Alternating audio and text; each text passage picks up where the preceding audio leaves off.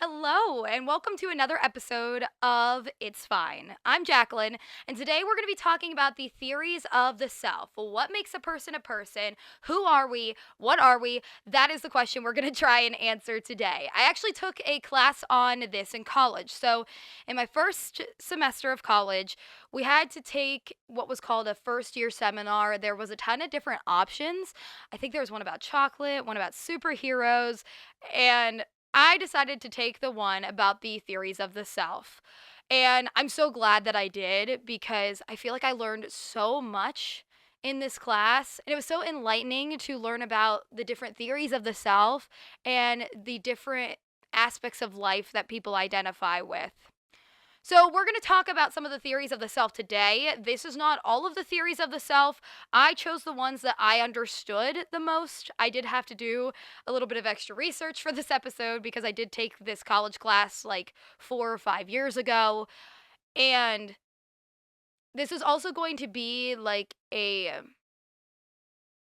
brief overview of each theory because you figure I took an entire class on this in college and I'm about to try and summarize all of these theories in a short podcast episode. So, if these theories interest you, I do suggest that you do some more research about them, especially because there are so many philosophers that have written about these various theories in depth, and it is just like really cool and interesting to read. So, let's get started. We're first going to talk about the idea that your physical body is what makes you you. So it's essentially the idea that you are your physical body and you have identity because you stay in the same body from birth until death. Now, there are some problems with a lot of these theories, so we're also going to cover those as well. For example, with this particular theory, a major problem that a lot of people have with it is the fact that your body is constantly changing over time. And the question is, how much can your body change before you're not you anymore? Now, a lot of people try to argue that your body changes once every 7 years. That's not factually correct because NPR reported in the article, does your body really refresh itself every 7 years? It turns out that each body part has its own very distinct lifespan. So, for example, the lining of your stomach is renewed every few days, your bones are refreshed once a decade, and there are a few parts of you that stay with you from birth until death. So, again, where's the boundary with this? Like, how much can your body change until you are a new you? And I don't know if there is any philosopher that's tried to answer that question before, but that's just something to think about with this theory. And let's think about a thought experiment as well with this theory. So, say your memory is wiped today and it's replaced with Dwayne The Rock Johnson's memory. Would you argue that you're still you? Now, there's a lot of people that would argue that you're not still you, that you are different now significantly. Your identity's different because, you're over here acting like you're Dwayne The Rock Johnson, but you're still in the same body that you've always been in. I think your family and friends would be quite confused and wouldn't know how to act around you if that happened. So, again, that's just another thing to think about when it comes to this theory. So, the next theory we're going to talk about is the idea that because you are a conscious being, that's what makes your identity. So, the philosopher Descartes, I think is how you say his name. I apologize if that's wrong. He said, I think, therefore I am. He is like famous for saying that. And essentially, what happened with him was he was trying to figure out what makes a person, and he really struggled with this idea, but he eventually deducted that he must be something because someone or something had to be doing the doubting that was going on inside of his brain. So the fact that he was able to doubt his existence, he deducted that therefore he does exist. Because if he didn't exist, what was doubting its own existence? If that makes sense. John Locke is another philosopher that, like, kind of argued this point. I think that he argues for this ideal. Some people, I believe, thinks that he argues for the idea that your memory is what makes you you. We'll talk about that theory later. But so in John Locke's Of Identity and Diversity, he states This being premised to find wherein personal identity consists, we must consider what person stands for, which I think is a thinking, intelligent being that has reason and reflection and can consider itself as itself the same thinking thing in different times and places.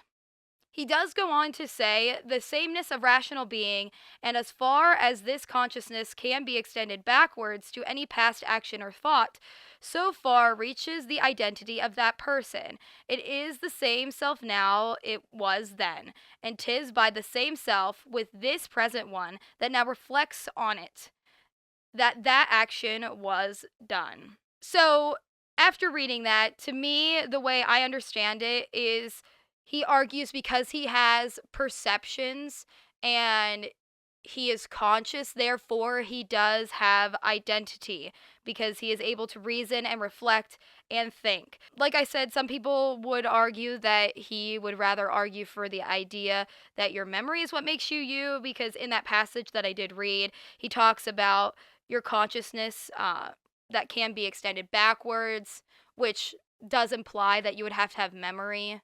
Otherwise, if you had no memory of your past reflections and thoughts, then arguably would you not be able to only reflect on the present moment? I mean, that's just my assumption about that. But I think that he more so argues for the fact that because you can um, have perceptions of the current moment and have reasoning and you can think, that's what makes you you.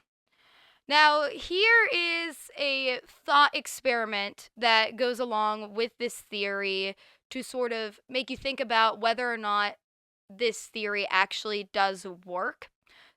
So, if someone goes into a coma, arguably they may lose consciousness. So, under this theory, if consciousness is what gives you your identity, if you're unconscious, does that not make you you anymore? I feel like most people would argue that just because you're unconscious doesn't mean you've lost all identity. I mean, when people go into a coma or when people just go unconscious for whatever reason, we don't automatically act like they've lost all of their identity. So, the next theory we're going to discuss is the memory theory. So, the memory theory is the idea that you have memory of yourself at certain points, and these points connect. Therefore, that is how you create a sense of identity. David Hume is a Scottish philosopher, and I believe that he kind of argued for this idea. Now, there is some debate in the philosophical community about this guy. Some people think that he argues for the no self theory, which we will talk about later, because he has stated that personal identity he thinks is a fictitious concept. Therefore, that's why a lot of people think that he argues for the no self theory. However, some of his writings to me make it sound like he argues for the idea that memory makes your identity. So, for example, he did write, I never can catch myself at any time without a perception, and never can observe anything but the perception. Even though my perceptions are fleeting and I am a bundle of different perceptions, I nevertheless have some idea of personal identity, and that must be accounted for. Because of the associative principles, the resemblance or casual connection within the chain of my perceptions gives rise to an idea of myself, and memory extends this idea past my immediate perceptions. So, like I said, to me, it kind of sounds like he's arguing for the idea that your memory is how you gain this sense of identity because you have these perceptions of your existence and memory connects them all, thus allowing you to create a sense of identity. Now, I'm not here to argue what this guy believed, but I feel like that specific piece of writing from him helps to explain this concept. So if my grandpa loses his memory, can I throw him out onto the street? Because according to this theory, if he completely loses his memory, he's not him anymore. He's not my grandpa anymore. He's just some random man with no memory whatsoever. I don't think the cops are really going to agree with you on that. I don't think you can sit there and say, well, he lost his memory, so he's not my grandpa anymore, so I threw him out on the street, right? And I think most people, if you told them that you did that, I think they would judge you quite harshly, and rightfully so. And also, another problem that I have with this theory is that your memory is ridiculously unreliable, right? I saw this video on Instagram the other day where a guy was like, how can my brain know it forgot something, but it can't remember what it forgot? And I think that just kind of highlights how there are so many times in our life where we forget things. As we get older, we start to like lose certain memories. And not only that, but as we get older, we sometimes maybe reflect on the past differently. We reframe it differently. And therefore, our memory of the past almost changes in that regard. I think that's the difficult thing about this theory is if you're going to base your entire identity on your memory, but your memory's so unreliable, it almost makes it to where your identity is like weirdly unreliable. Okay, so next we're going to talk about two different ideas that I would argue aren't necessarily theories of the self, but I think that they are applicable to this topic when it comes to trying to figure out what makes a person a person. So the first one is the looking glass theory. Like I said, I don't think this is necessarily a theory of identity in the sense of what makes a person, but I think it's important to bring this topic up, especially with the rise of like the internet and social media. So, Lesley University published an article called Perception is Reality, the Looking Glass Self. In the article, they talk about how the looking glass self describes the process wherein individuals base their sense of self on how they believe others view them. Using social interaction as a type of mirror, people use the judgments they receive from others to measure their own worth, values, and behavior. According to Society in Focus, the process of discovering the looking glass self occurs in three steps. An individual in a social situation imagines how they appear to others. That individual imagines others' judgment of that appearance, and the individual develops feelings about and responds to those perceived judgments. Which does make sense. I feel like a lot of us do sort of sometimes change the way we act based on the judgment of others or even the perceived judgment of others. I mean, there's probably at least one time in your life where you can look back and maybe you did something or you didn't do something because you were worried about how people were going to judge you. Not necessarily how they did end up judging you, but what judgment you thought that they might give you as a result of whatever action it was that you did or did not take. And again, I think this is even more important nowadays with social media because it is so easy for people to judge you now. Like, it's so ridiculously easy. And not only that, but so many more people can judge you now because instead of just like the people that you're around in your everyday life, now all these people from all over the world can comment on your posts, make judgments about you, make assumptions about you as well, especially because as you know, social media only gives you a glimpse into people's lives, and normally it's some sort of like curated glimpse into their lives, obviously, right? Because we post what we want to post. Um, and some people put a lot of time and effort into what they post online. So, again, I wouldn't necessarily say that that's like a traditional theory of the self, but I think it's something to consider, especially in 2025. The next idea that we're going to talk about is situationism. Now, when I took this class in college, I think we did talk about a theory of the self that was very similar to this ideal. I can't find what that theory was called, um, but this was the closest idea that I could find relative to it. So, this idea, from what I could find, was first proposed by Kurt Lewin, who was a German American psychologist born in 1890.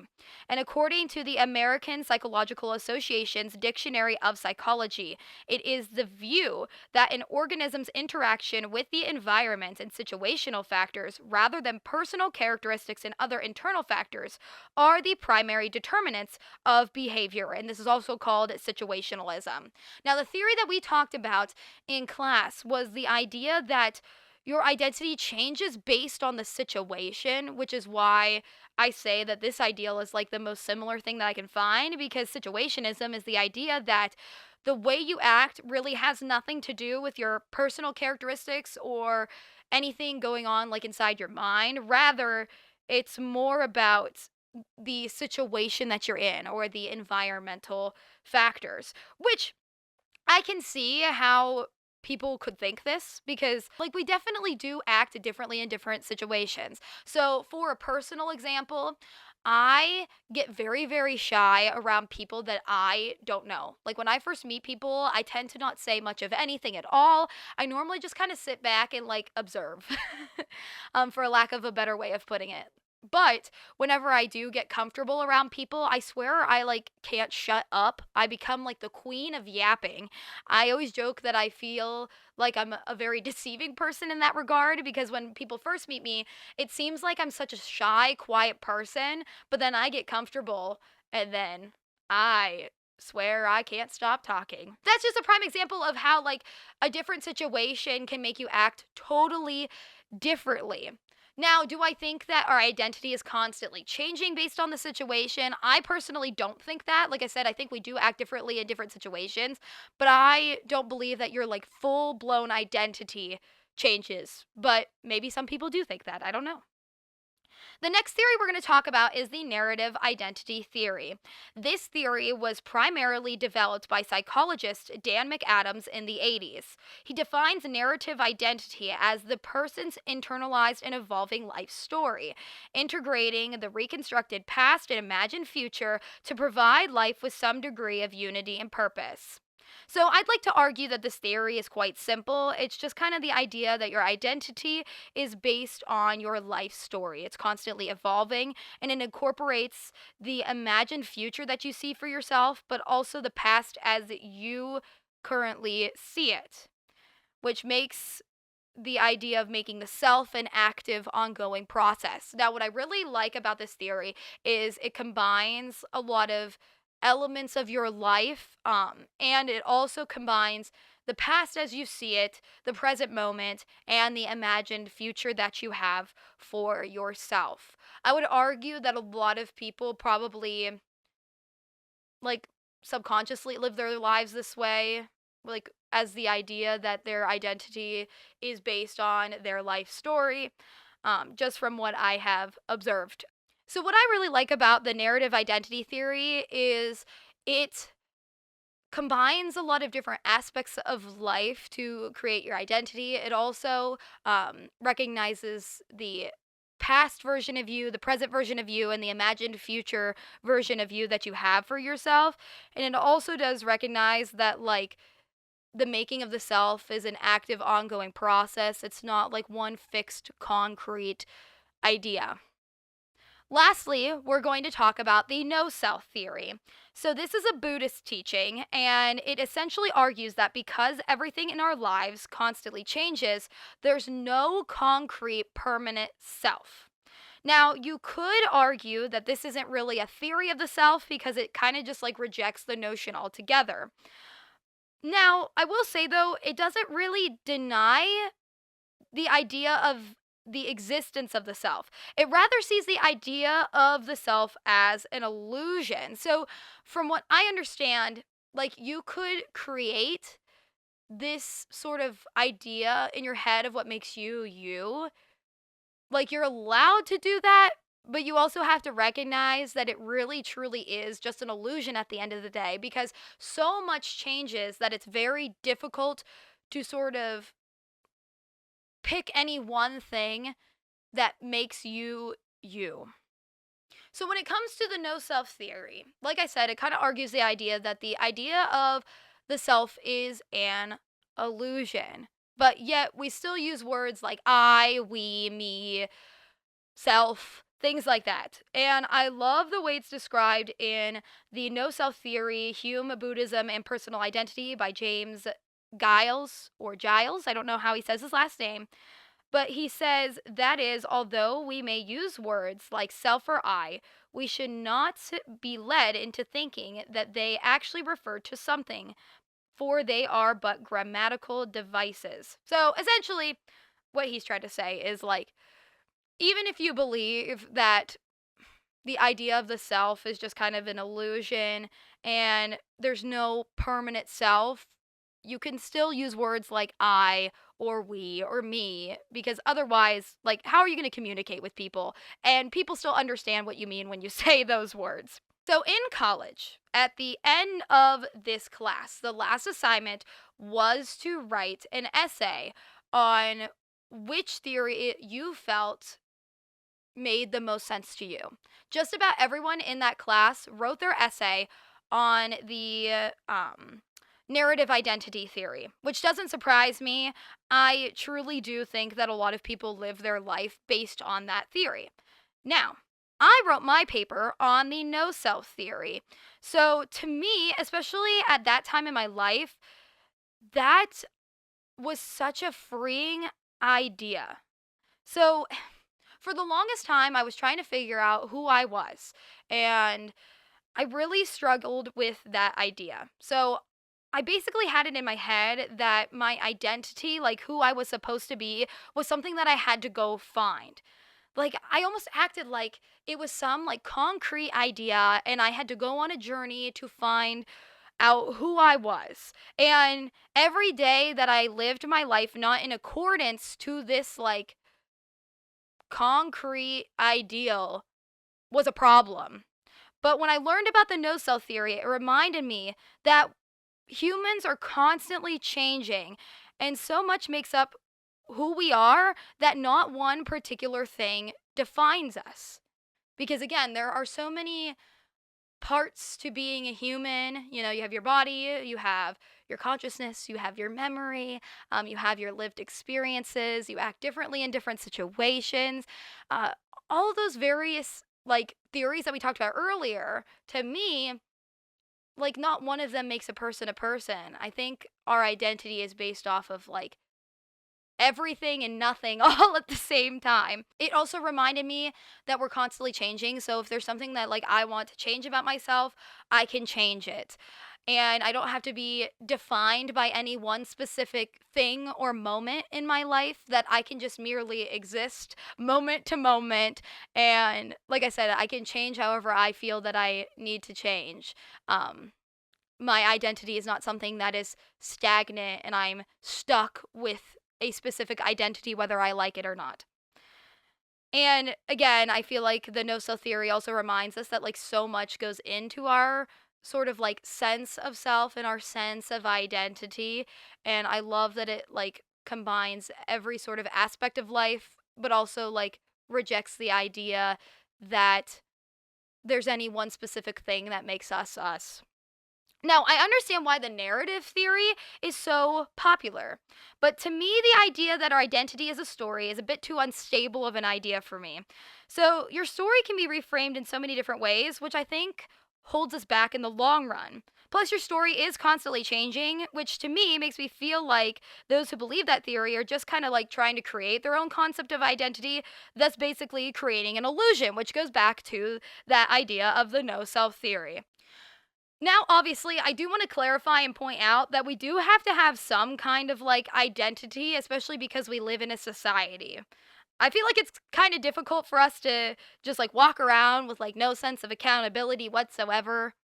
You know, like I don't think that you can like walk around and be like, oh, well, every moment I am a different being because there is no such thing as the self. So therefore, I have no accountability for the past. I don't think you can act like that, obviously. I still think that like we do create some sense of identity, and I think we almost need to for not only like the sake of living in a society, but just for like our own personal well being.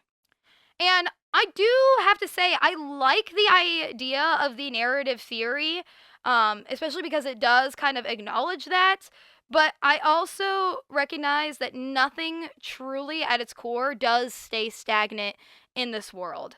So I don't know that I like fully believe in the no self theory. Like I said, I do love that it does argue that life is constantly changing and evolving, and it's hard to like sort of create some sort of permanent idea of the self. I think a lot of times we do have to create some sort of sense of identity just for our own like mental well-being and like understanding of the world, where I think the the personal narrative identity theory does come into play with that, helping people sort of create that sense of self.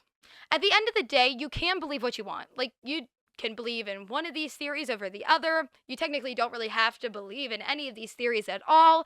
You could be like me and you could recognize that, like, life is really complex and it's kind of difficult to choose one theory over the other for all aspects of life if you really think about it. But hopefully, if this interests you, I hope that you do more research about these theories, because I have to say, it's so interesting to read what these various like philosophers and psychologists have written about with these theories. But I mean, you can also just live your life without even worrying about these theories if you really wanted to. At the end of the day, whatever the case may be, it's fine.